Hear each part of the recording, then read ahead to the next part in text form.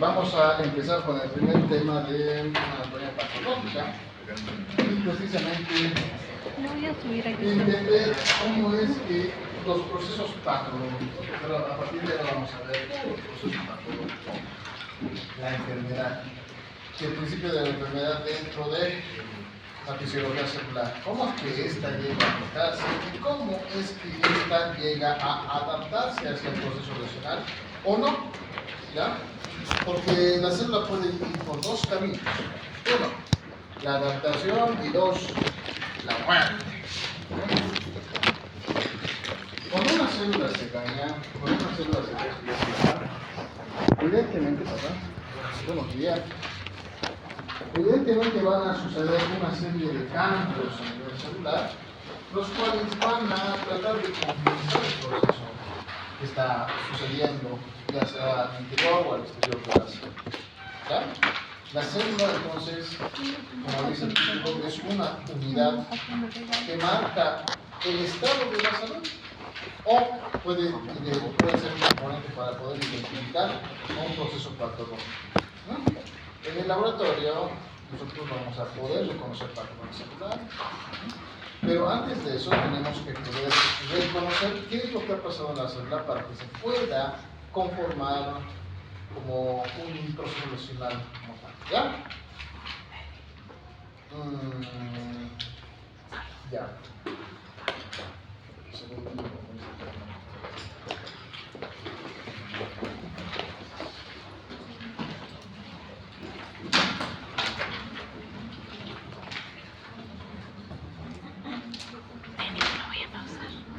Un rato.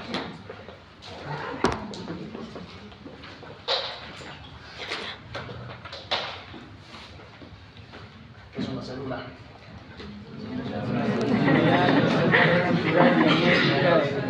Ser humano, como el mundo. Ya. A ver, la célula es la mínima unidad de vida, ¿no? Es una estructura que tiene que mantener ciertas funciones para mantener su supervivencia, ¿no? Una célula está conformada por dos compartimentos. Las células eucariotas. ¿Cuáles son esos dos compartimentos? El plasma y el nucleoplasma. Muy bien. Tenemos dos compartimentos. El compartimento citoplasmático y el compartimento carioplasmático. Pero encontramos distintos tipos de sustancias, ¿no? En el citoplasma encontramos en el compartimento citoplasmático encontramos al citoplasma, ¿no? En el compartimento carioplasmático encontramos al carioplasma. Ambos son agua, ¿no? Ambos son líquidos.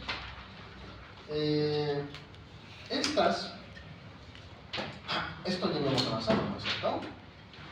La primera clase. ¿Hasta qué parte hemos llevado?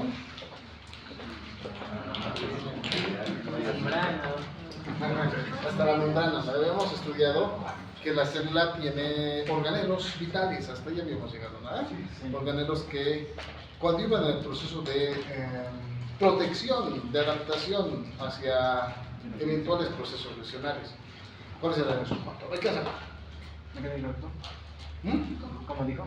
¿Cuáles son los organelos que intervienen en la adaptación celular y en el hecho de que la célula pueda cambiar su morfología dividiéndose en dos? ¿Qué saben? ¿Quién? Básicamente son cuatro. Los mitocondrias. Los mitocondrias. Yo. Mitocondria. El núcleo. El núcleo y la membrana. Membrana. ¿Y qué más? El núcleo. Aparato de Golgi no todas se tienen aparato de Golgi, pero el núcleo, ¿no? Muy bien.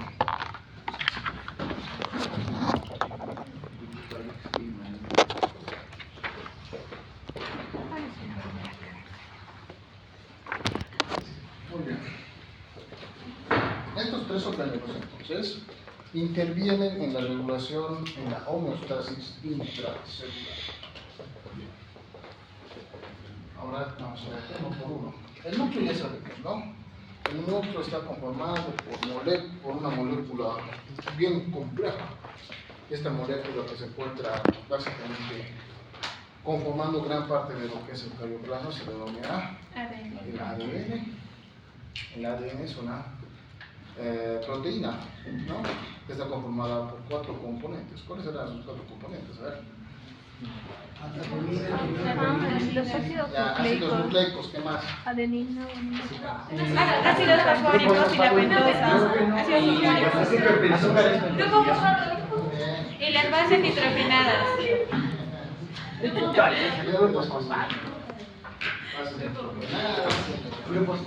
Ácidos fosfóricos. Los puentes de unión. Fuentes de hidrógeno.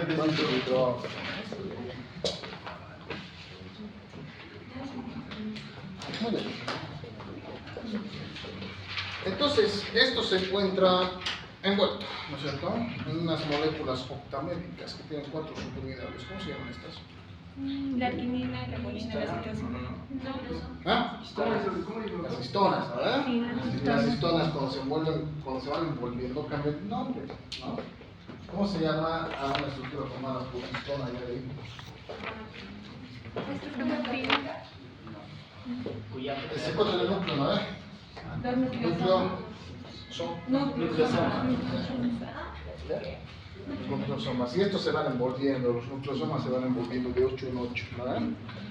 Y van a formar ahí ya lo que conocemos como cromatina. La cromatina tiene 2 partes, ¿no es cierto? La cromatina en 2 formas. Una que está envuelta y otra que está desenvuelta. Una que está activa, otra que está inactiva. inactiva. La ¿Cómo se llama cromatina. la cromatina que se encuentra activa? Cromatina. ¿Eh? Eucromatina. ¿Heterocromatina es la activa? No, esa es la inactiva. Esa es la inactiva. Es la eucromatina. La heterocromatina es la oscura, ¿está? Inactiva. La eucromatina es activa y la heterocromatina es inactiva. Abrimos un libro. Cuando está el libro abierto, pues está activo, estamos utilizando, ¿no es cierto? Entonces se abre la información genética, se abre dentro de su condensación. Ahora, cuando está cerrado, se encuentra oscuro, ¿no es cierto? Se encuentra enrollado. Entonces ahí vamos a ver que la célula se encuentra en proceso de inactividad. ¿No? Ya hasta acá no habíamos llegado.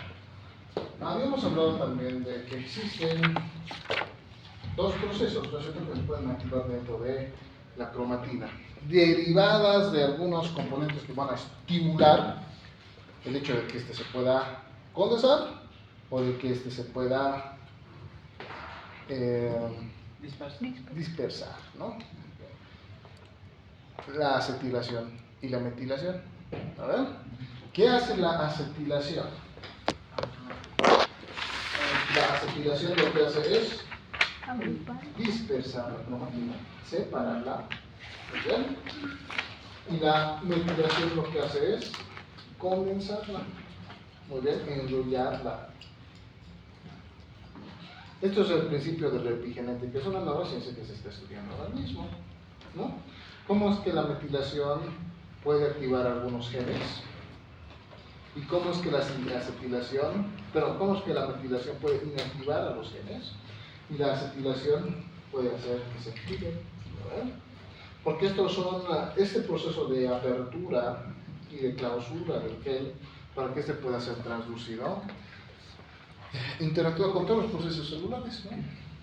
Imagínense que en el cáncer, ¿verdad?, se active el proceso de metilación para la diferenciación celular. Se frenaría por completo el desarrollo de la diferenciación celular en las neoplasias, ¿no?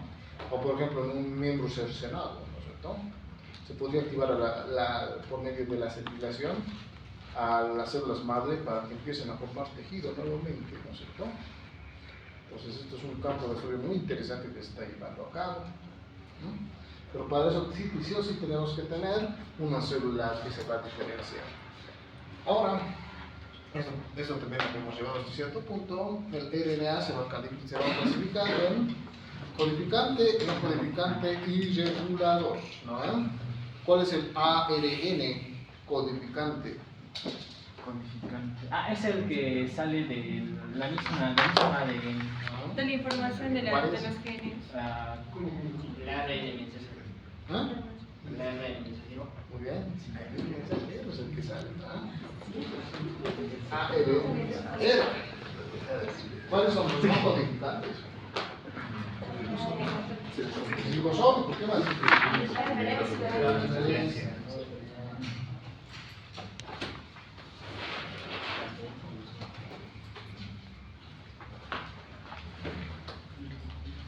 Tiene transferencia, ¿verdad? ¿Cuáles son los ARN reguladores?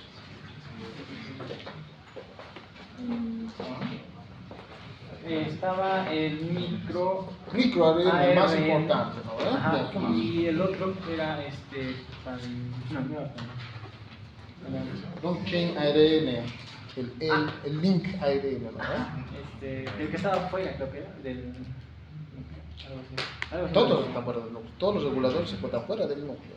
Hay algunos que, a ver, el de cadena corta se encuentra en la interfaz entre la membrana nuclear y el citoplasma, ¿ya? Pero es el único que sí puede llegar a tener contacto con lo que vendría a ser el carioplasma, ¿ya?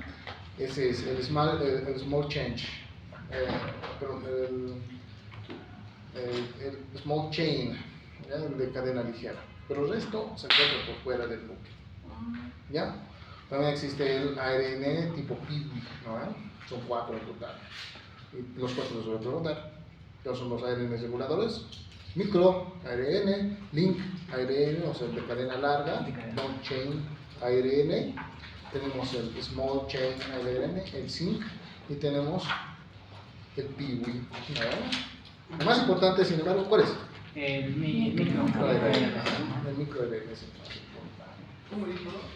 Aquí está. El de cadena corta, el de cadena larga, el micro ARN, y aquí falta uno, que no está precisamente en el Robbins descrito, pero es de cadena PIWI. PIWI ARN.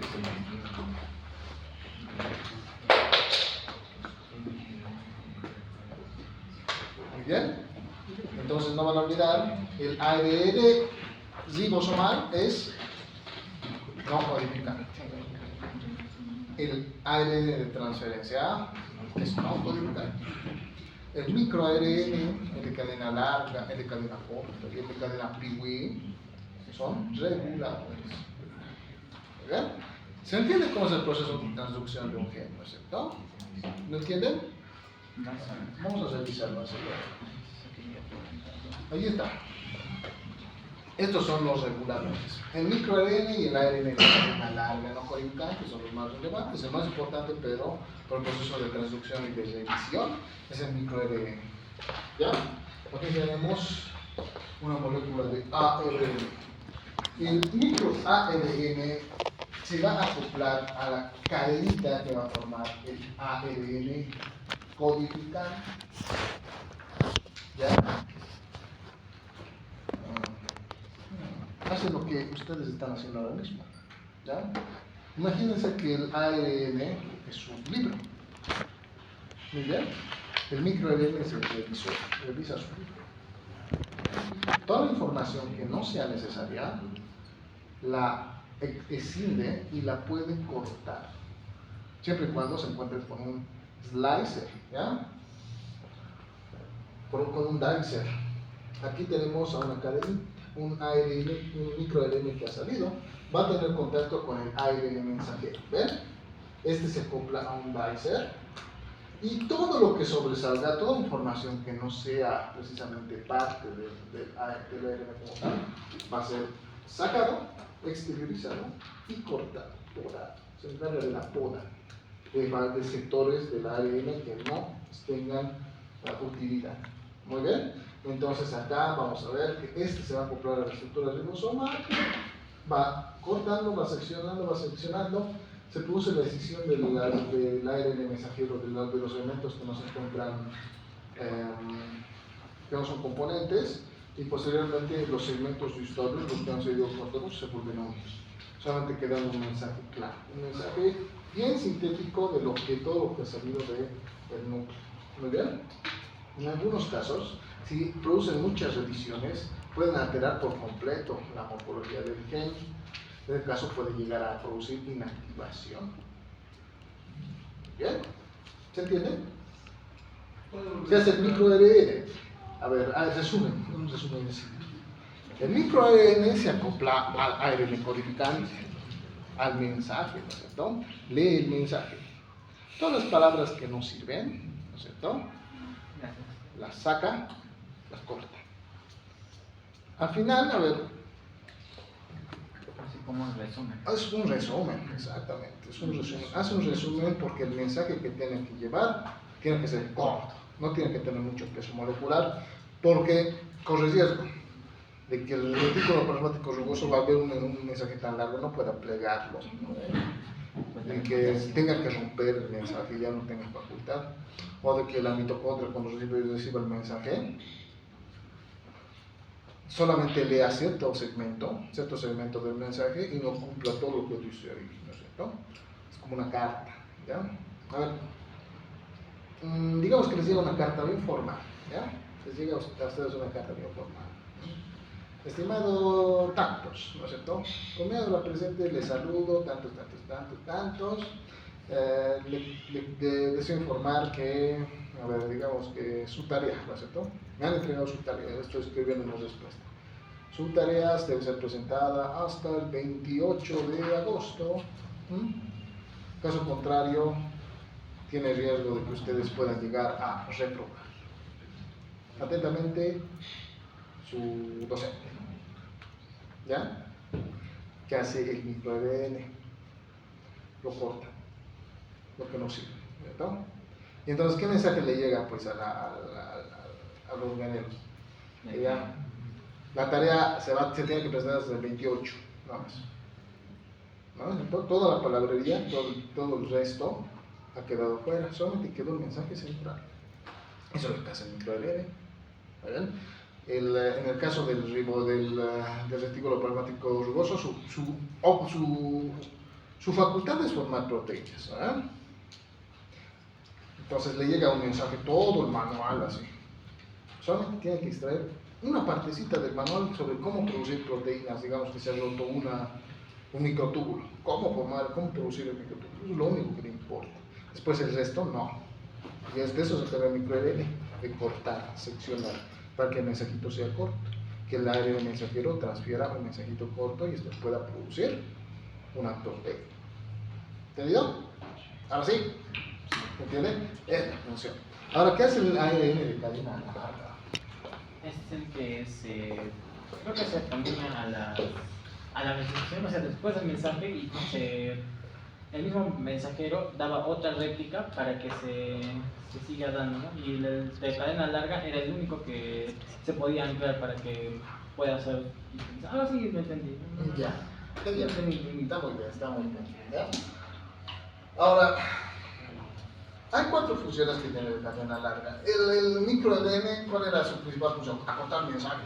O, si el mensaje es muy largo y es muy inútil, suprimirlo, nada más, ¿no? Mientras que el de cadena larga puede activar los genes. Muy bien, hace la lectura y si hace una revisión exhaustiva. Si se puede arreglar, lo arregla. Puede activar a los genes. Otra, lo mismo que el microARN, puede suprimir el gen. Si ve muchos errores, no sirve. Lo secciona por completo, ¿no? Otro, puede promover la modificación de las células de promotina. Entonces, ¿qué puede hacer? Puede enrollarlas o puede desenrollarlas. Finalmente puede ensamblar complejos de proteínas. Muy bien. ¿Cómo puede ensamblarlas?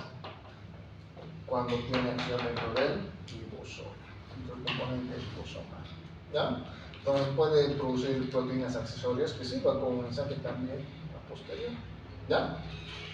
La de cadena larga tiene más funciones, como podrán ver.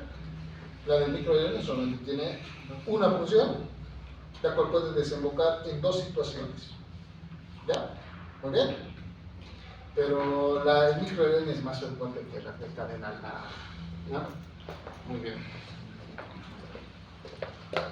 Ahora, aquí vamos a ver una imagencita. Estamos viendo cómo se produce la escisión, ¿no es cierto? Ahí tenemos una secuencia genómica que se está desarrollando, que se está dando lectura dentro de un componente ribosomal. Esto va estudiándose, va leyéndose, y una parte de él se transforma en una proteína formada por varios aminoácidos, ¿no? Ahora, esto pues, desencadena de manera normal la ruptura de una ADN catenal. Se tiene que romper la doble cadena, se tiene que extender y se tiene que dar lectura, ¿no? Esto ya hemos revisado, ¿no? Y este puede tener dos formas de reparación, ¿no? Una, la inserción y la deleción, cuando los dos elementitos de historia se van a volver a adherir, o si se pierde una gran parte del gen, se replica en base a otra parte del mismo codón. ¿Ya? Muy bien. Mucha palabrería, muy complicado. ¿Por qué les gusta complicarse la vida, no? Nosotros no vivimos. No es difícil. O sea, esto, ¿para qué nos sirve? ¿Para qué nos sirve tanta palabrería, doctor? ¿Para qué? Para entender el proceso de la diferenciación celular.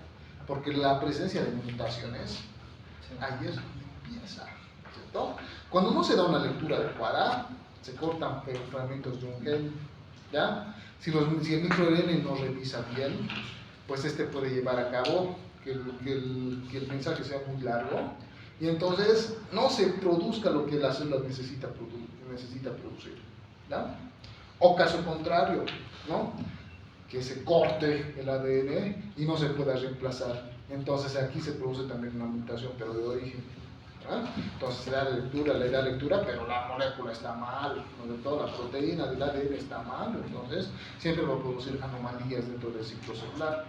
Por eso no sirve, ¿no?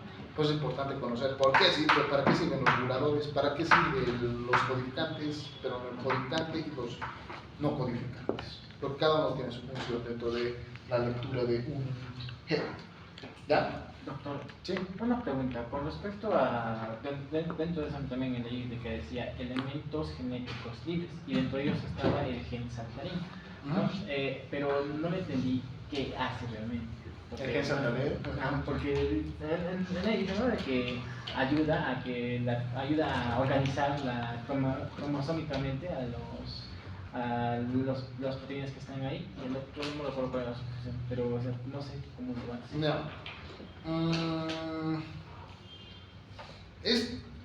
Los genes, bueno, a ver, para que le quede bien claro. ¿Qué es un gen?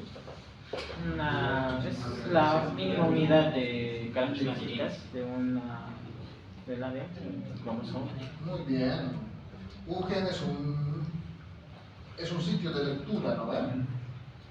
Que tiene capacidad de producir una función celular. Muy bien. Un gen solamente es un pequeño segmento, no es todo el ADN por si acaso. No van a diferenciar gen de genoma. Un gen es una partecita muy pequeñita, es lo que se lee. Solamente es una serie de letritas nada más. El gen está expresado en el codón. Ese es el gen. ¿Ya? Aquí tenemos.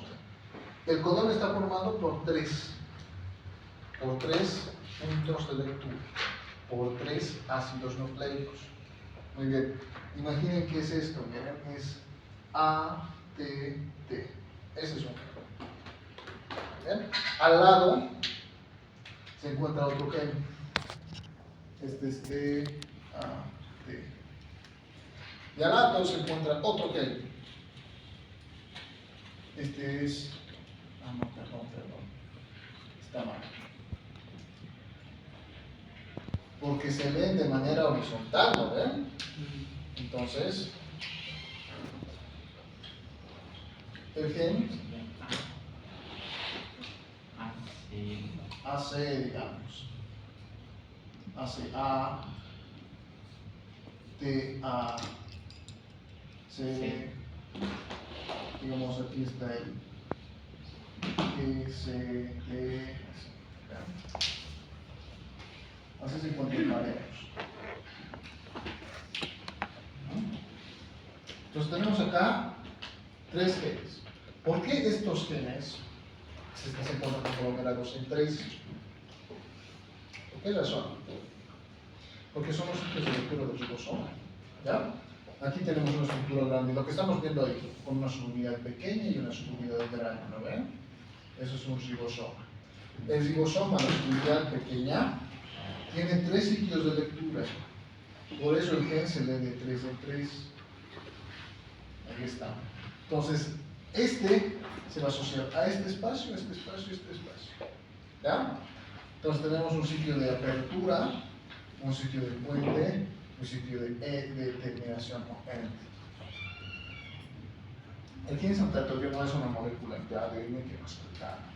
¿Ya? El gen saltatorio es un gen que está asociado hacia el ARN de transferencia.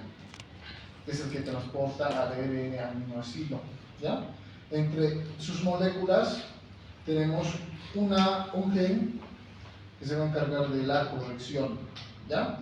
Cada cierto punto este gen va captando aminoácidos afines a la siguiente cadena para tratar de realizar, es una primera revisión si ustedes quieren, ¿no? Una primera revisión para ver si este gen se está llevando de manera correcta. La revisión más completa la realiza después de la lectura, no sé por qué ya se ha leído todo esto. Eso se va a leer recién, en esta dirección.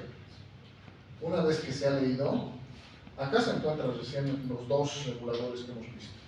El ARN de cadena larga y el microARN. Estos revisan, ¿sirve lo que hace ácido líquido? ¿Sirve el resumen que se ha formado? No sirve. Bueno, sí sirve. Continúa. Hay alrededor de unos 1500 por molécula, 1500 microARN revisados. Que todo el mensaje se encuentre normal. La primera revisión es por parte de la línea de transferencia, ¿ya? El que lleva los aminoácidos para que estos se puedan transformar, ¿ya? La segunda revisión es a nivel ribosomal. La tercera revisión es por el ARN regulador. ¿Cuántas veces tenemos que revisar una molécula que este producto no funciona lógica, ¿no? Por eso tiene que tener la misma cantidad de moléculas, el mismo tamaño, etcétera. Ahí está. Por eso se mueve. Es por el ARN de transferencia, no es precisamente porque se mueve dentro del ADN. Es un gen que se encuentra dentro de otra molécula. ¿Ya? ¿Se entiende, no?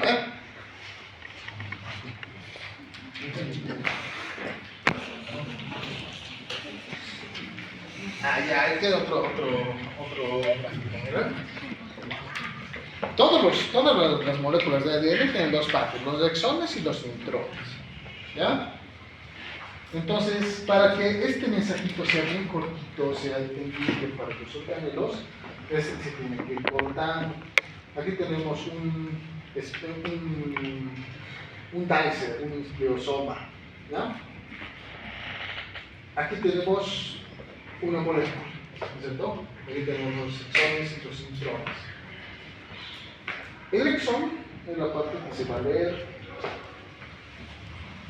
el intrón es la parte que se selecciona. ¿Ya?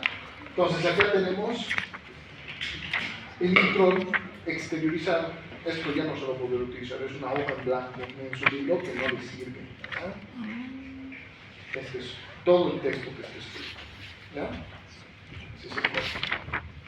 Ya sabemos cómo. ¿No ven? Ay, que ya hemos entrado con esta parte. Ahí estamos viendo un núcleo con microscopía electrónica de barrido. Los núcleos están formados por 2 tipos de cromatina, habíamos mencionado, ¿no? Cromatina condensada y dispersa, eucromatina y heterocromatina. Todo lo blanco que ve dentro de esa envoltura nuclear, lo que se ve pálido, Es cromatina dispersa, eucromatina. Y estos centros condensados oscuros, ¿no es cierto? Es donde se encuentra la cromatina inactiva, o también llamada heterocromatina. ¿Ya? Aquí vamos a ver otra imagen, miren. Todos los núcleos, el nucleolo, por ejemplo, está formado por qué, eucromatina o heterocromatina. Heterocromatina siempre está. Ahí se encuentran partes de genes que no se utilizan muy a menudo, con corpúsculo de Barr. Ya. Así lo vemos en histología. No lo vamos a ver ahí, yo no tengo el microscopio de la pero lo vamos a ver así. Se ve como un patrón granulado, ¿verdad? Como si tuviera gránulos en el interior. Los gránulos claros, eucromatina. Los gránulos oscuros, heterocromatina. En una célula en reposo, así se ve. En una célula activa se va a ver blanco. En una célula inactiva se va a ver oscuro. Muy bien. Caso de la transducción. Esto no es difícil. ¿Ya? Tomar en cuenta que la transducción se produce por doble cadena. Por un lado se puede producir la transducción y la recomposición de la molécula del gen, del ARN de manera prolongada, y otro se puede hacer de manera rápida, depende de cómo se vaya a dirigir la molécula que va a hacer lectura. Esto es básicamente cómo es que le da lectura el ARN. ¿Qué hace el ARN? ¿Qué hace el ARN? Pues para hacer leer ticapiz. ¿Quién los abre? ¿Quién abre el libro? La helicasa. Rompe la doble hélice, después esta se alinea gracias a qué? A la ADN polimerasa. O sea, todo es una doble hélice, nosotros estamos viendo. Está de la vuelta, ¿verdad? Primero se secciona, eso se carga la helicasa. ASA. Pues coloco su examen ASA. ¿Qué quiere decir ASA? Es una proteína. Es una enzima, es una proteína lítica capaz de romper. ¿No? ¿Ves? La helicasa lo que se romper, abre al ADN, mientras que el ADN polimerasa lo vuelve a repetir. ¿No? Muy bien. Ahora, este ADN polimerasa lo que hace también es unirse a ¿qué? A una molécula de lectura, al ARN mensajero, ¿no? Y el ARN mensajero va dando revisión. Ah, caramba, aquí se tiene que unir una adenina con una timina, ¿ya? Ahí tiene que unirse una guanina con una citosina. Entonces aquí ve citosidad, coloca una guanina. Porque si va a hacer la misma lectura, ¿no? Al final, en el ribosoma va a formar la misma molécula fina. Mientras que por el otro lado, miren, esta es la forma cortita, porque va en sentido contrario, va así. ¿No es cierto? Va en sentido contrario. Entonces puede dar lectura mientras se va abriendo. La otra es larga. Va en el mismo sentido. En este sentido está yendo la molécula de ARN. Pero como no lo puede construir así de manera rápida, aquí tenemos que utilizar, por ejemplo, el ARN primaje, los cebadores, que básicamente son moleculitas que acompañan, ¿no es cierto?, para volver a reconstruir al ARN. Aquí tenemos, ¿no? El ARN ligasa nuevamente, lo liga, ¿no es cierto?, como se liga, vuelve a ligar estos dos subunidades y vuelve a conformar la molécula de ARN, ¿no? Esta parte se va a transformar en ARN y esto se va a reconstruir. Ya hemos visto nuevamente la doble cadena conformándose. ¿Ya? ¿Te han entendido? Ahora, esto siempre va de 3' a 5'. ¿Bien? De 3' a 5', esa es la dirección del giro que tiene la helicasa. ¿Ya? La cadena ligera va en dirección de 5' a 3'. Está en sentido contrario, mientras que esta da una conformación regular. Por eso está la cadena de ARN. Esta es la cadena de ARN. Esto como resultado que va a dar recomposición de la cadena de ARN. Y esta como resultado que va a dar formación de una molécula de ARN mensajero. Se tiene Eso último podríamos. Claro que sí. Claro que sí. Para ver.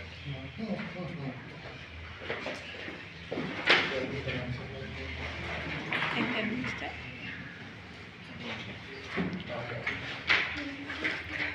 Aquí tengo un papel. Dentro de un mensaje hay una lista. ¿Ya?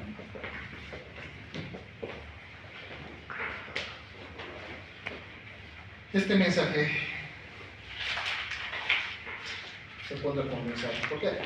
De otra manera no va a entrar en el bolsillo. ¿Ya? Tiene que mantenerse dentro de un compartimento. Todo se encuentra seguido, pues no hay espacio en el laboratorio dentro del plasma. ¿Ya? Se encuentra repleto de información genética. Entonces, la información genética, ¿cómo tiene que encontrarse? Comenzar, ¿no? Se puede tener que encontrarse así, todo apretado. ¿Ya? Ahora, cuando se quiere dar lectura, ¿qué se tiene que hacer? Se tiene que desenvolver. ¿Quién se encarga de desenvolver la topoisomerasa? ¿Ya? Se lo desenvuelve. Todo desenvolvido lo viene a ¿quién se encarga de abrir la encasa? Se abre. ¿Ya? ¿Quién se encarga de alinear? Ay, La la ADN polimerasa. Ya tengo mi mensaje alineado. Ya está abierto. ¿Ya? Entonces, una parte de mi mensaje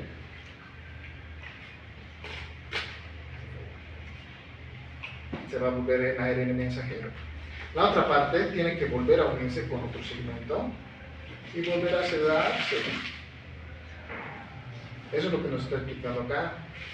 Una parte, esta, la cadena ligerita, se tiene que abrir y se tiene que copiar.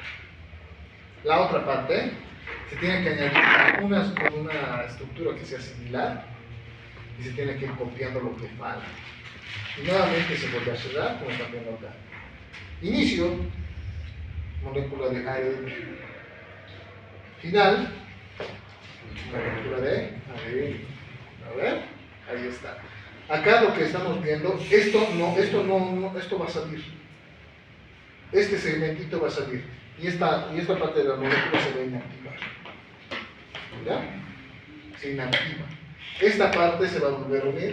Y finalmente, cuando llegue al cavito, vamos a tener ya una molécula de ADN. Se radica nuevamente. Eso es. Se entiende mejor, ¿no? Ahí está.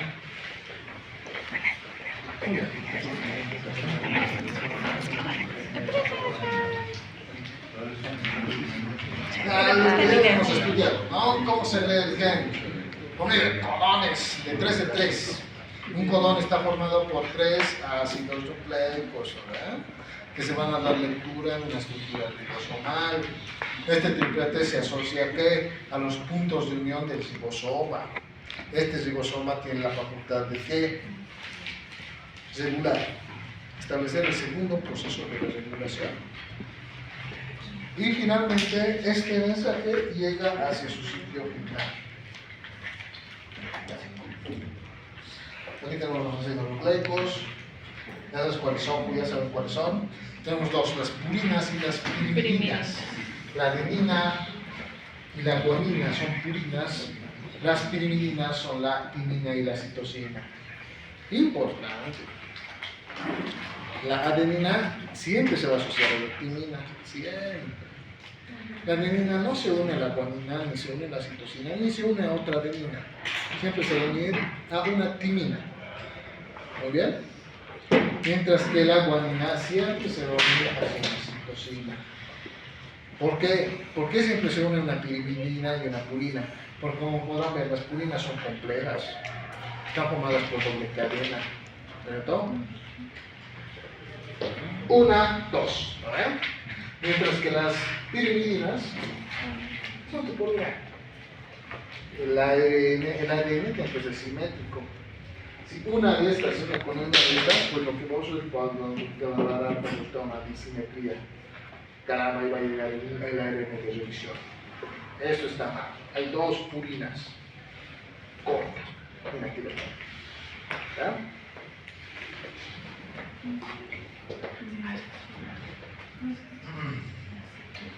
Ya. Bueno, nuevamente esto, cómo es que se va moviendo, cómo está conformado, mientras no van a olvidar, el ADN está conformado por 4 componentes cortas, 4 componentes. Ácidos nucleicos, o las bases nitrogenadas, Ácidos fosfóricos. azúcar pentosa, Ácidos fosfóricos. ácido fosfórico, fosfato, perdón, fosfato y ¿ya? Está formado un nucleosoma. Por histona. No, Hebras de ADN. nucleosoma. Hebras de ADN. ¿Qué más? Y segmentos de ADN. No sé, ya pues. En las histonas. Eso, por eso está formado el nucleosoma. Por ADN, ya de histona. ¿Ya? ¿Cómo está conformada la cromatina? Por nucleosomas, ¿no? Y la cromatina se puede clasificar en dos. Heterocromatina, Heterocromatina. lo más chiquito es lo más grande. ¿no? La cromatina sí se puede ver. Se puede ver. La vemos como pigmentación nuclear. Si está oscuro, lo vemos condensado. Si está clarito, se encuentran en se puede ver. La cromatina sí se puede ver. ¿Y cómo lo voy a romper con tinte? Digo, en este caso- Claro, mira, aquí estamos viendo. Así se ve la cromatina. Aquí estamos viendo.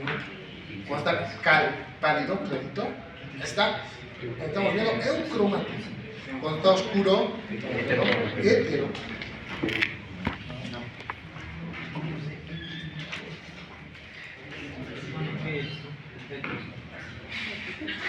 Ya, nuevamente lo mismo esto.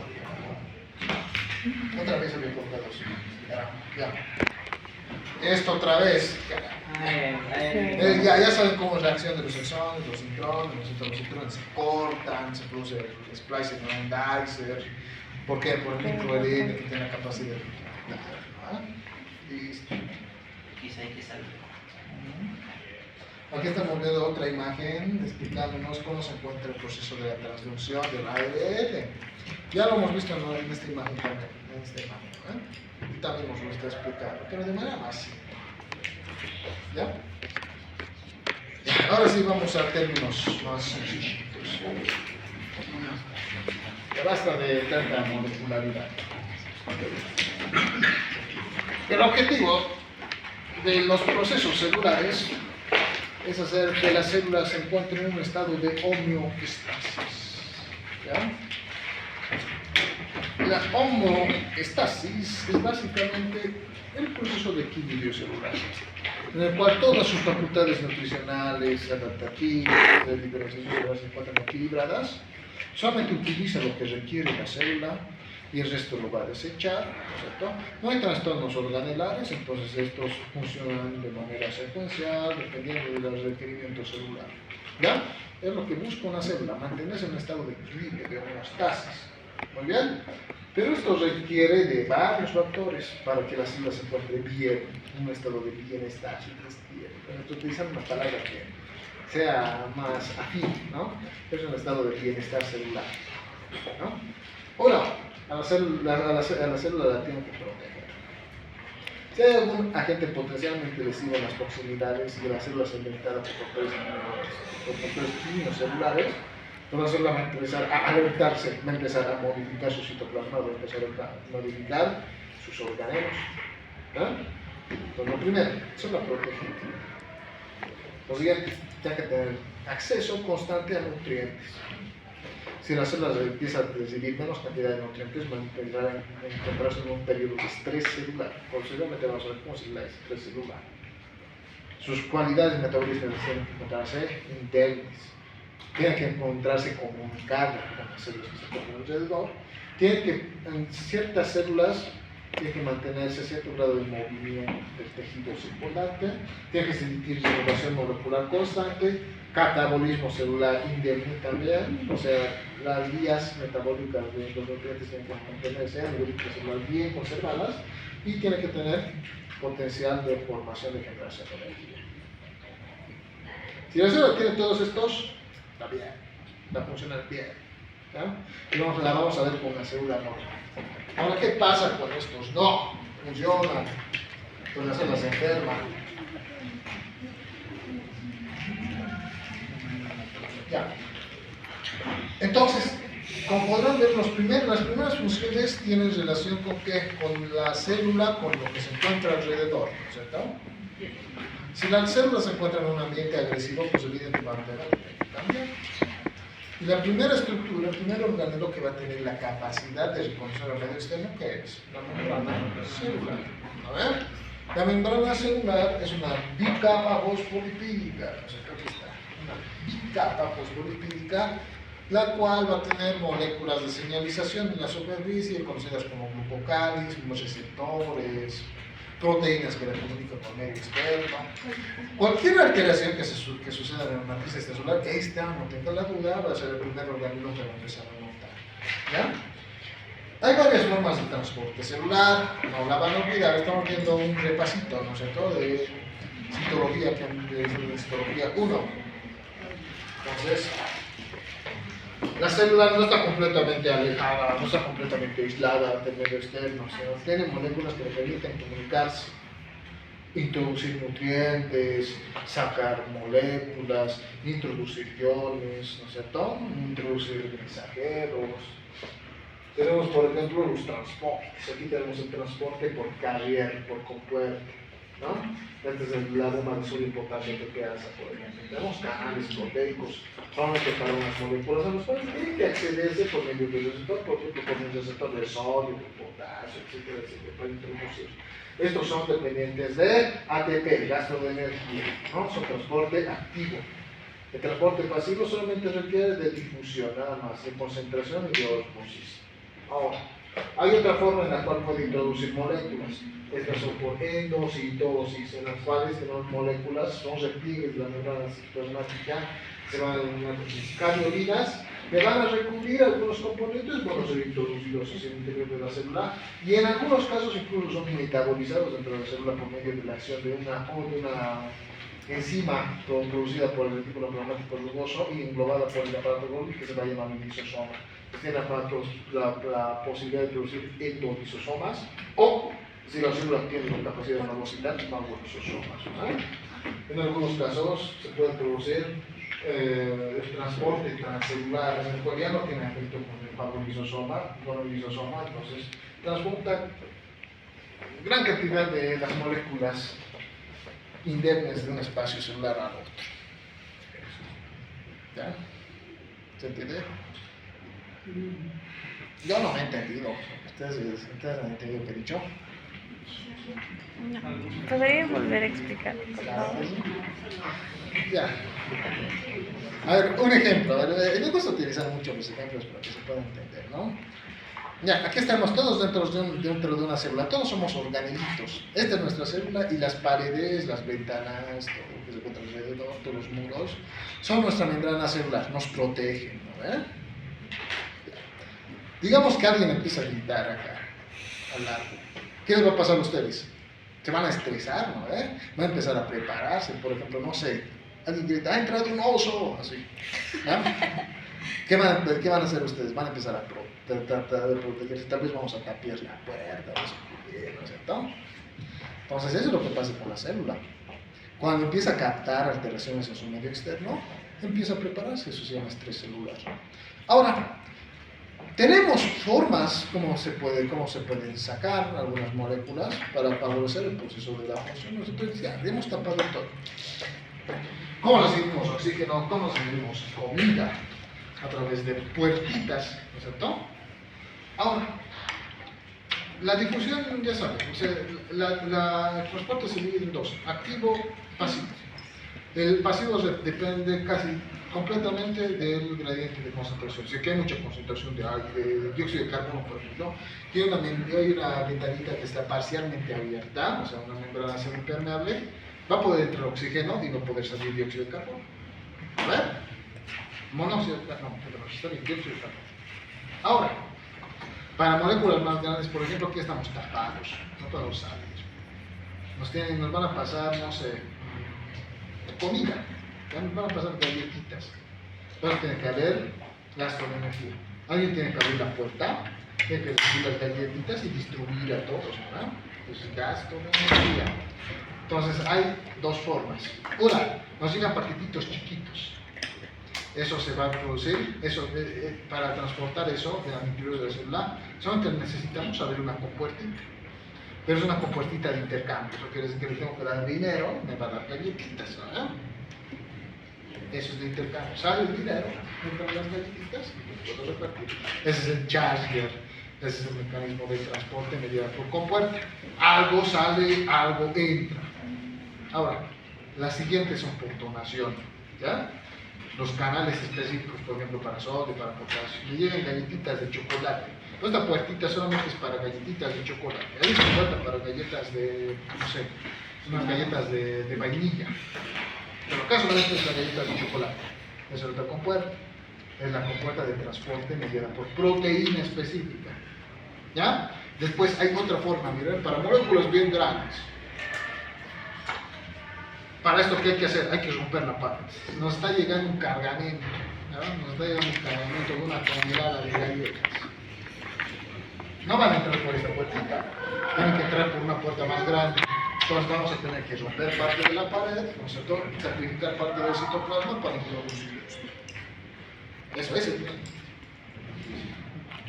Depende del tamaño de la molécula, depende de la especificidad de la molécula que va a pasar, depende de la concentración de esta molécula en el caso de la difusión.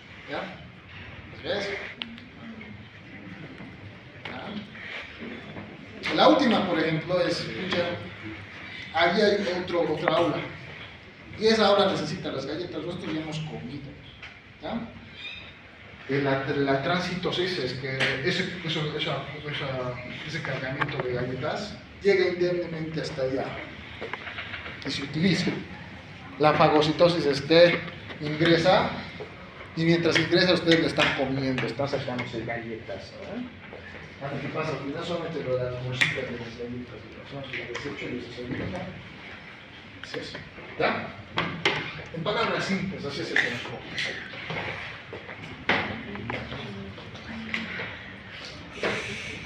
El citoesqueleto es otro organelito. Son otra serie de organelos los cuales tienen la capacidad. ¿De qué la pasamos? Hasta las 10. ¿Cómo está? No, en realidad es hasta las 9:55, 50 más o menos. 9:45 es lo que hay un breve espacio en el que hay un cambio de hora, pero de 15 minutos puedes hacer. Ya, está bien. Hasta las 9:45, ¿no? Ya. Muy bien. Hay otro organelito que es el citoesqueleto. El citoesqueleto es lo que le da una forma característica a la célula, la que mantiene sus organelos dispersos, la que se encarga de transportar moléculas, en algunos casos como los túneles, de comunicar partes de la célula, o si existe colonización intracelular de alguna bacteria, de algún patógeno, entonces de mantenerlo dentro, circunscrito en un espacio celular. Y también se me creó como prolongaciones para En algunas células sí. Producen prolongación citoplasmática, organelos extracitoplasmáticos como cilios, velocidades, escleros, etc. Los estereocilos también. Ya. Ahora, el metabolismo celular lo habíamos empezado con una serie de funciones, ¿no es cierto? Una serie de funciones en las cuales la célula va a mantener, ¿no? Todo está dividido así, adaptarse. Ahora, aquí estamos viendo dos efectos. El primer efecto, lo que habíamos expresado antes, ¿no es cierto? Lo de las galletitas, el compartimiento, el cargamento de galletitas circular. Dentro de la célula se va descomponiendo, solamente parte de lo que se ha ingerido llega hacia la parte final y solamente quedan desechos. ¿Ya? Otra forma en que se regula la función celular es por medio de la degradación de los proteosomas. ¿Dónde sucede esto? En el citosol. Tenemos proteínas ahí, ¿no? Ubican las proteínas que estamos estudiando al principio, ¿no es cierto? Las proteínas que han sido resultado de la lectura del ribosoma o del ADN codificante, el mensajito. Este mensajito aparecido formado por el ribosoma, por el núcleo plasmático rugoso o por los ribosomas. ¿Ya? Pero esta proteína no puede estar libre. Tiene que dirigirse a su sitio de acción, o si no, tiene que ser almacenada dentro del núcleo plasmático rugoso. Porque cuando este se desenvuelve, ocupa espacio. ¿Ya? Ocupa espacio, tiene que estar plegadito. ¿No? A ver, ¿cómo guardan sus libros en su casa? Los plegan, si lo quisieran, los colocan en su estante. ¿No? Ahora, imagínense que los van a guardar, no sé, todos sus libros abiertos, ¿no sé, no? Abiertos en distintas posiciones. ¿Qué va a pasar con su estante? Se va a llenar antes de tener todos los libros que antes tenía, ¿no es cierto? Antes estaban bien ordenaditos y entraban todos los libros. Pero ahora los estoy colocando unos arriba, otros abajo, otros de una forma lateral, otros están abiertos, están cerrados, están desorganizados. Mi librero se va a llenar. ¿Ya? Ahora, cuando se llena, no hay espacio en el retículo plasmático rugoso, las proteínas empiezan a llenar ¿qué cosa? Llenan el citoplasma. Si el citoplasma se llena mucho de proteínas, va a aumentar su volumen, la membrana citoplasmática no va a resistir, se va a romper, la célula se va a morir. Ese es el riesgo que tiene de mal plegamiento de las proteínas. Por eso todas las proteínas de endocrinología plegamiento tienen chaperones. Estas chaperones lo que hacen es plegar, las plegan. Si no se pueden plegar, pues se cortan, se seccionan y se eliminan. En aminoácidos pequeños. ¿Ya? Ahora, en algunos casos no sucede esto. Las proteínas no se pliegan, se van almacenando mucho en el retículo plasmático rugoso y empieza a entrar ácido de estrés. Por eso uno de los órganos que tiene actividad dentro del proceso de la adaptación celular más importante es el retículo plasmático rugoso. Cuando no se pliegan, esta hace que la célula empiece a formar caspasas y inicia el proceso de apoptosis. Porque caso contrario, entra en proceso de necrosis. No, cuéntame que la célula no llega a este proceso, ¿verdad? Cuando se lleva mucho citoplasma hiriente. Porque lo que tiene que hacer la célula es proteger a las células que se encuentran alrededor. Entonces, en este caso la célula programa su muerte, porque ya no puede seguir así, ya no puede estar llegándose y viviendo de una manera tan desordenada, ¿verdad? Porque eventualmente se rompe, sus vacuolas se liberan, ya en algunos casos son vacuolas líticas, y rompen de la siguiente célula y lesionan varias células. Eso es lo que no busca la célula. Lo que busca es que incluso su muerte sea bien organizada. Otro organito que funciona a este nivel es la mitocondria. La mitocondria se encarga de la formación de ATP, se encarga de la segunda vía de la glucólisis, una glucólisis que es nueva dentro de las estructuras celulares, que es la respiración aeróbica citoplasmática, el ciclo de Krebs o el ciclo del ácido carboxílico, también denominado el ciclo del ácido cítrico también. El ciclo de Krebs es una serie de funciones catalíticas, enzimáticas que suceden a nivel de la matriz mitocondrial, en la cual una pequeña moleculita de ácido pirúvico y una moleculita de ese tipo enzima A se van a transformar en alrededor de 23 a 26 moléculas de ATP. ¿Se entiende? Esto es básico. ¿Por qué las bacterias? A ver, ¿por qué las bacterias necesitan de otras células para poder sobrevivir, no? Es el principio de las infecciones. ¿Por qué se presentan las infecciones? Porque las bacterias tratan de sobrevivir. ¿Y cómo van a sobrevivir? Consumiendo moléculas de una célula huésped o de un tejido huésped. Porque las bacterias son organelos más simples que las células como tal. Nosotros estamos formados por células eucariotas, mientras que las bacterias son células procariotas. Ni siquiera tienen un núcleo bien condensado. En el núcleo se encuentra la información que habitualmente es ARN, puede ser ADN, se encuentra dispersa dentro de todo su citoplasma. ¿Ya? Pero hay algo más. Nuestras células han desarrollado este organelito, que es la mitocondria. ¿Han escuchado alguna vez han visto alguna vez la teoría de la mitocondria? Ah, sí. De que antes, cuando eran de células procariotas, una fue más grande y se tuvo que comer. Bueno, no sé, fagocitó a la otra. Muy bien. Y lo que pasó fue de que empezaron a hacer como especie de simbiosis Muy bien. entre ambos. Y la mitocondria tomó el papel de sería un organelo energético, Muy bien. entonces que la célula le daba le daba componentes para que creara todo esto. Muy bien. O sea, le ha dado la cualidad a una célula. La mitocondria le da la cualidad a la célula de producir su propia energía a partir del catabolismo de moléculas grandes. Le ha dado a la célula la función catabólica. Si la mitocondria, con una molécula de glucosa, que es una molécula grande, una célula solamente produce 2 moléculas de ATP. Con la mitocondria, de una sola molécula de glucosa, no forma 2.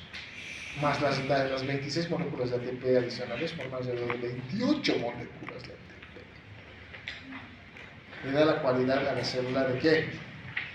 De autosostenerse cuando tiene un aporte de glucosa. La bacteria no tiene eso. La bacteria llega a un espacio, consume glucosa, una glucosa que ya está pretransformada por la célula, es oportunista, empieza a utilizar esta, mata a la célula y se dirige hacia otra. No puede hacer eso. ¿Ya? Nuestras células sí tienen la cualidad de formar, de biotransformar energía. La bacteria no. Entonces,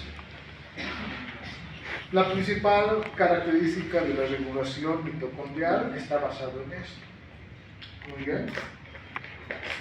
Entonces, aquí estamos viendo este proceso.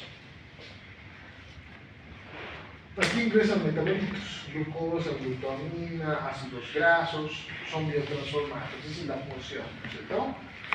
La facultad es que estos son biotransformados dentro de la mitocondria y lo que hace es formar ATP. Ahora, por 2 mecanismos esta mitocondria se podría alterar. Uno, lesiones.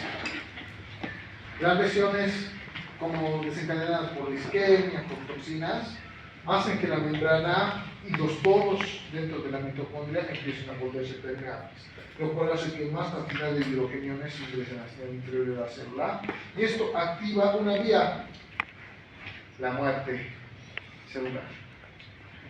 Porque estas que hacen, estas empiezan, como se encuentran llenos de hidrogeniones, los hidrogeniones son lípicos, forman biocomplejos derivados del oxígeno y de los hidrogeniones, los reactantes agudos de oxígeno. Estos rompen la mitocondria y rompen a la célula. Esto es la forma por la cual una mitocondria desencadenaría una necrosis, habitualmente relacionada con isquemia. Y el otro es que no le llega aporte a la célula. La mitocondria no tiene cómo biotransformar. ¿Ya? Entonces, estas activan a una molécula que se llama citocromo C y activa una vía enzimática que se llama la vía de las caspasas. ¿Ya? Las vías de las caspasas lo que hacen es preparar a la célula para que se desencadene la muerte celular prolongada. ¿Ya? Ahí está. Ya hemos visto cómo es que se genera la apoptosis por el núcleo. Ya hemos visto cómo es que se genera la apoptosis o la necrosis por la membrana celular. Hemos visto cómo se desencadena la apoptosis por el retículo plasmático rugoso. Y ahora estamos viendo cómo se desencadena la apoptosis y la necrosis por la mitocondria. ¿Ya? Muy bien.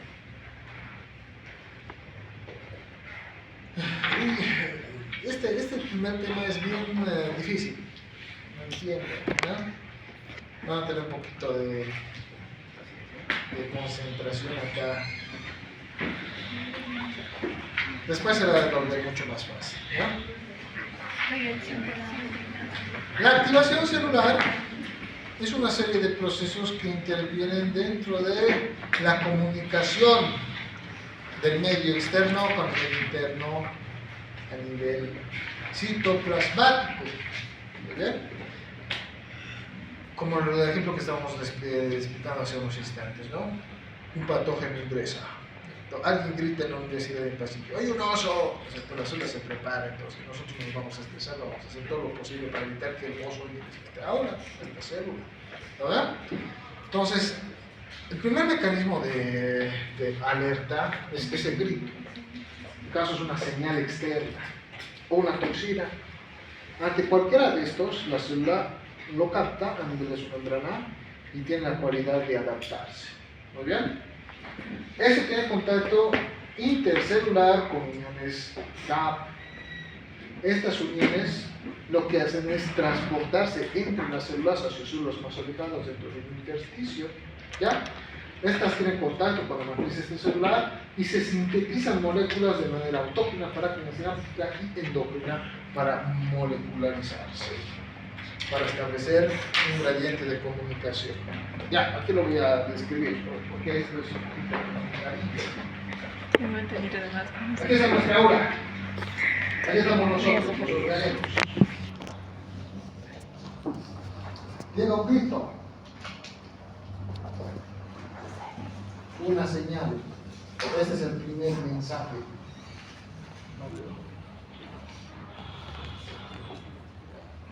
Llega un grito, la célula que hace empieza a alertarse, ¿no?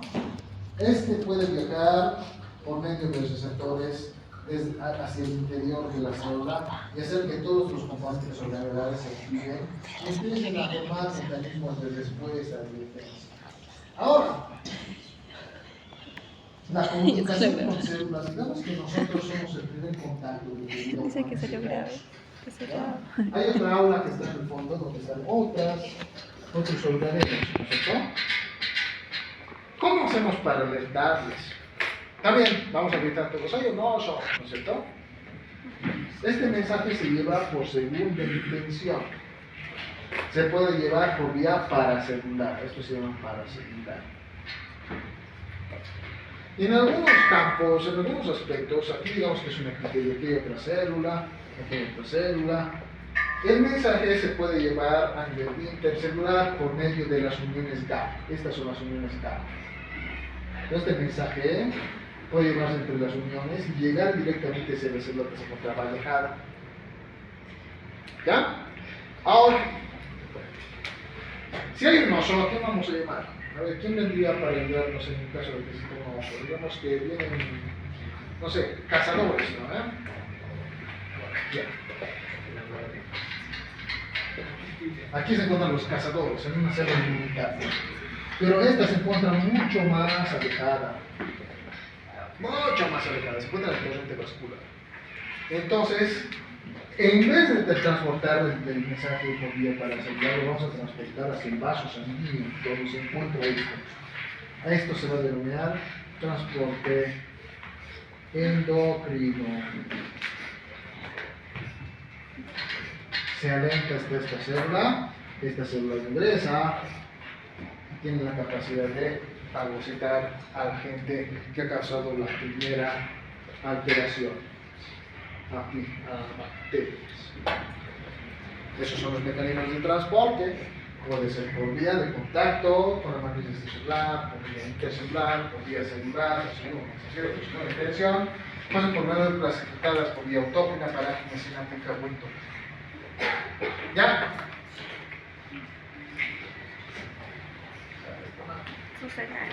Él tampoco.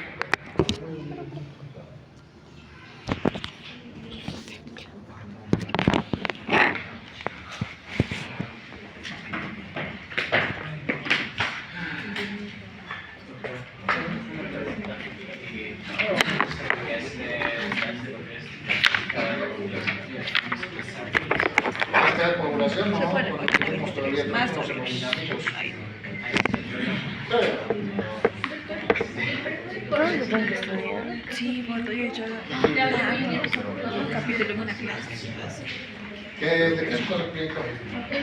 Oye, hoy al grupo que nos toca Adaptación celular. En base a la adaptación celular. ahí va. Aquí lo que van a explicar es cómo es que una célula se altera, qué orgánulos intervienen en el estrés celular. Ya hemos visto cuatro, ¿cierto? Quiero que me lo expresen en base a los cambios fisiológicos que esperarían encontrar dentro de los componentes celulares. ¿Ya?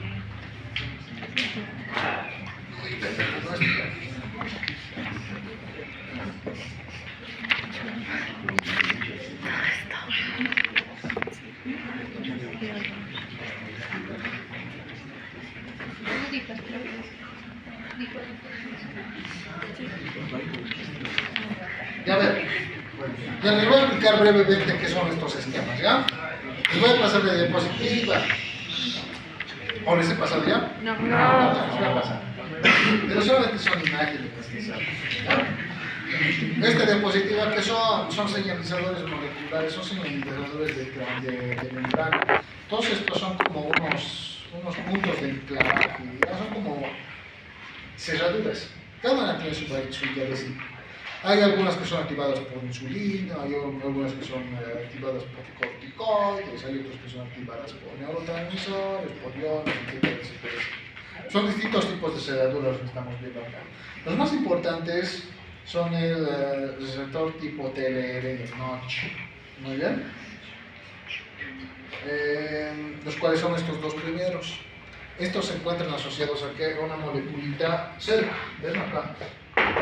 Tienen un segundo mensajero que habitualmente es derivado de los fosfatos, puede ser el GNP cíclico, el ADP cíclico, etcétera, etcétera. Esos son segundos mensajeros. El primer mensajero llega acá, no se olviden, hacia la membrana. De la membrana hacia el interior no llega el mensajero, llega parte del mensajero, pero transportado por un mensajero molecular. ¿Ya? El segundo mensajero, por eso se le llama. Este segundo mensajero hacia el núcleo y cambia el proceso celular y lo activa, ¿no? Por ejemplo, un ejemplito, lo mismo con el oso, ¿no? Hay un oso afuera, nos llega un grito, ha llegado un oso.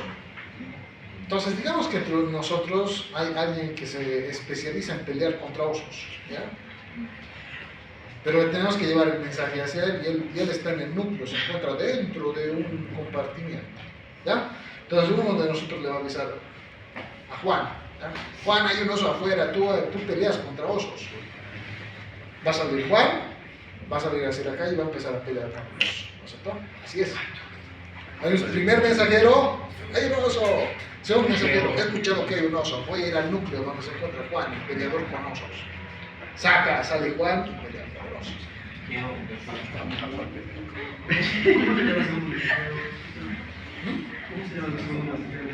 Son derivados de los fosfatos, ¿ves? Hay una P, ¿no es cierto? Hay el AMP cíclico, por ejemplo. El GDP cíclico, el ATP cíclico. ¿Ya? Es ADP, ATP, AMP, GTP, derivados de la guanina, algunos son, la proteína G, GTP, GTP, etc. Entonces con P. Ya, la matriz extracelular también cumple un efecto de regulación. ¿Ya? ¿Cómo se establece la regulación de la matriz extracelular? Es un entramado de proteínas, es un entramado de glucosaminoglicanos, proteoglicanos y glucoproteínas. Es una red. Entonces, cualquier patógeno que ingrese hacia la matriz extracelular se va a ver rodeado por una red de tolerancia. No tiene la capacidad de difundirse muy fácilmente debido a eso, debido a la conformación de la matriz extracelular, del intersticio. Es un entramado muy complejo. No es un espacio vacío. Hay entre las bacterias que habitualmente no tienen muchas vías de movilidad, no tienen flagelos, nada, se quedan enclavadas en un espacio. Cuando ingresan, empiezan a colonizar ahí. Pero hay una célula que se mueve a través de esa telaraña, se llama monocito o el macrófago, ¿no? El monocito, el macrófago, las células dinámicas, depende de qué tejido estemos hablando, se mueve entre ellas porque tiene pseudopodios, entonces son como patas que van pegándose hacia los glucosaminoglicanos, llegan donde se encuentran los bacterias y empiezan a fagocitar. Es un mecanismo que se expuesta también en el intersticio por este sistema, ¿no? Por este inflamado, y se encuentra relacionado con los vasos sanguíneos. De los vasos sanguíneos también derivan células inmunitarias que tienen la capacidad de tener más respuesta. ¿No? Lo mismo hasta encuentra acá descrito, y es lo mismo por cada dos veces. La composición de la matriz extracelular es importante en el control de agentes patógenos. Y finalmente, esto que vamos a revisar es el ciclo celular. El ciclo celular es el proceso por el cual se produce la diferenciación celular en células que tienen capacidad mitótica. No todas las células tienen capacidad mitótica, ¿no? Algunas células ya dejan de tener diferenciación celular después de su desarrollo, después de su diferenciación inicial. Es un caso muy común, por ejemplo, el ameloblasto, pero del esmalte. También las neuronas ya no se vuelven a reproducir, o las células del cartílago en algunos casos tienen muy limitada acción mitótica, y las células cardíacas, el miocardiocito, ¿no? que tienen acción mitótica, pero lenta. En el ciclo celular pues tenemos distintas fases, la fase S, la fase de crecimiento 1, la fase de crecimiento 2, la fase de mitosis, ¿verdad? Entonces aquí estamos viendo cómo es este ciclo. Es un ciclo que tiene steps, stops, donde se revisa. Está yendo todo bien el ciclo de diferenciación celular, no hay mutaciones. Si hay mutaciones, se corta el proceso de diferenciación celular, se promueve que la célula ingrese en apoptosis. ¿Ya? Y aquí tenemos a los reguladores, todos son derivados de las quininas, derivados de las quininas y de las ciclinas, ¿ya? Tenemos aquí el primer step, por ejemplo, que funciona la ciclina CDK6, acá que funcionan las ciclinas CDK1, etcétera, etcétera, son revisoras. Y estas revisoras tienen otras revisoras que se encuentran aquí arriba, los inhibidores del CDK, ¿ya? O sea, sobre el revisor, hay alguien que revisa el revisor, hay alguien que revisa el revisor de este, etcétera. ¿Ya? Para que todo vaya bien, porque todo tiene que ir así, lo estamos viendo acá. La diferenciación celular, la mitosis. Una célula se tiene que dividir en una célula, ¿no?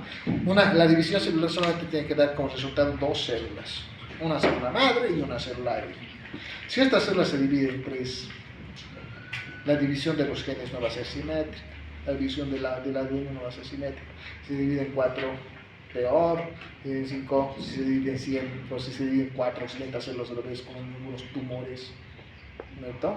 Entonces la diferenciación no va a ser funcional. Aquí estamos viendo una división funcional a nivel del proceso de la prometafase, la metafase, la anafase, finalmente la telofase. Lo que existe es que estos cromosomas, ¿no es cierto? Tenemos 23 pares de cromosomas, ¿no?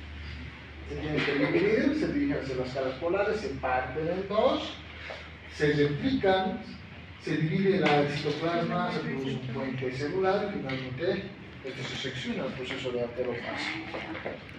Así es el proceso de diferenciación celular, así es lo normal. Miren, aquí estamos viendo, aquí se está condensando, aquí se está separando el parte de la celulita, aquí se está separando por completo y aquí ya vemos el puente citoplasmático que ocurre en la telofase. Una célula se divide en dos, no se van a olvidar si tienen una célula dividida en tres ya. Eso es una mutación celular. El proceso de división celular parte desde el proceso de proliferación, ¿cierto? Existe una población celular, esta tiene que aumentar de tamaño, a esto lo vamos a denominar hiperplasia, ¿ya? Estas se pueden diferenciar en otros grupos celulares, esto se la denomina metaplasia. Estas células madre eventualmente son células que se encuentran dentro de algunos tejidos con capacidad mitótica. Estas se van a encargar de regular, de que no exista mucha proliferación y de que se mantenga dentro de una línea celular. Pero en algunos casos sí tiene que existir un aumento de la proliferación, donde, por ejemplo, cuando existen inflamación o infecciones, ¿no? Tiene que haber un aumento de la celularidad de células inmunitarias, pero posteriormente esta tiene que depresionarse. No se puede mantener un ciclo inflamatorio completo todo el tiempo funcional, porque se tiene que regresar hacia su base. ¿Y cómo va a regresar a su base? Por medio de la apoptosis. Una vez que las células son utilizadas, se mueren, ¿ya? Aquí estamos viendo algunas células madre, ¿no? Algunos ejemplos. En las células de la piel, las células que se encuentran en el dominio basal, ¿cierto? En el caso de las glándulas, hay algunas células madre en la base glandular de las células, por ejemplo, es la fécula gástrica. Y en el hígado también las células de hito, las células perisinusoidales que se encuentran en el espacio perisinusoidal, le dice, estas también son células madre para el parénquima hepático. ¿Ya? Ya. No se van a olvidar de leer ahí, se ve el capítulo de Provincia. Esta clase solamente hemos llevado introducción. Esta clase la vamos a llevar adaptación celular, ¿ya?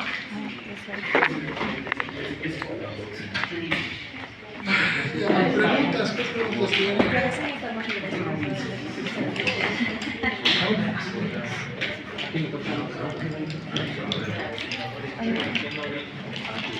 Ay, A mí me tocan la zapato.